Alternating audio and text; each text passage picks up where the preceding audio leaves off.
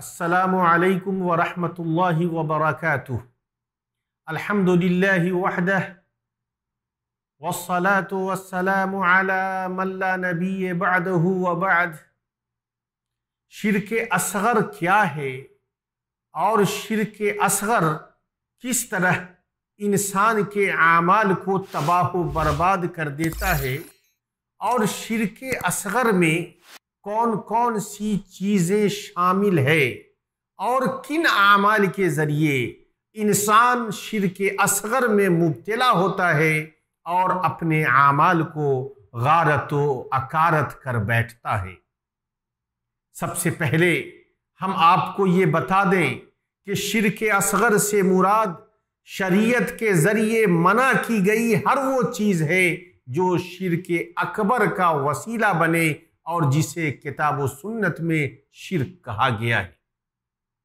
और शिर्क से इस्लाम ने सख्ती के साथ मना किया है, खा वो शिर्क अकबर हो या शिर्क असगर हो। और रिया भी शिर्क असगर में दाखिल है।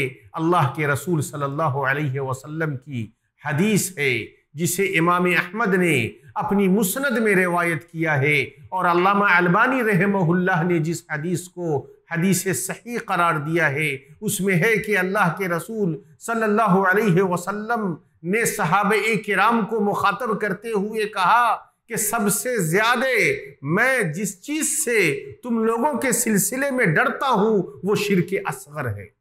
सहाबे किराम ने अर्ज किया, ऐ अल्लाह के रसूल, शिर्क असगर क्या है? तो नबी करीम सल्लल्लाहु अलैहि वसल्लम ने फरमाया रिया। और उसके बाद आप सल्लल्लाहु अलैहि वसल्लम ने फरमाया अल्लाह ताला बंदों से उस दिन कहेगा जिस दिन उनके आमाल का उन्हें बदला देगा, कहेगा कि तुम लोग उन लोगों के पास चले जाओ जिन्हें तुम दुनिया में दिखलाते थे, तो देखो क्या तुम उनके पास जजा पाते हो। आपने देखा कि अल्लाह के रसूल सल्लल्लाहु अलैहि वसल्लम ने इस हदीस में रिया को शिर्क असगर करार दिया है। और क़यामत के दिन जब अल्लाह रब्बुल आलमीन आमाल का बदला देगा उस दिन उन लोगों को जो रियाकारी करके इबादत करते थे उनसे अल्लाह रब्बुल आलमीन कहेगा जाओ उन लोगों के पास जिनको तुम रियाकारी के तौर पर अपने आमाल दिखाते थे और उनसे बदले मांगो, उनसे सवाब और जजा मांगो और देखो कि क्या वो तुम्हें इन आमाल का जो रियाकारी करते हुए तुमने अदा किए थे क्या वो तुमको बदला देते। तो ये रिया है जो शिर्क असगर है, इससे हमें बचना चाहिए। और इसी तरीके से शिर्क असगर में दो और चीजें शामिल हैं। एक चीज जो निहायत खतरनाक है जो शिर्क असगर में शामिल है वो ये है कि किसी ऐसी चीज के बारे में ये एतकाद रखना कि वो नफा हासिल करने या मुसीबत दूर करने का सबब है जिसको अल्लाह रब्बुल आलमीन ने सबब नहीं बनाया है।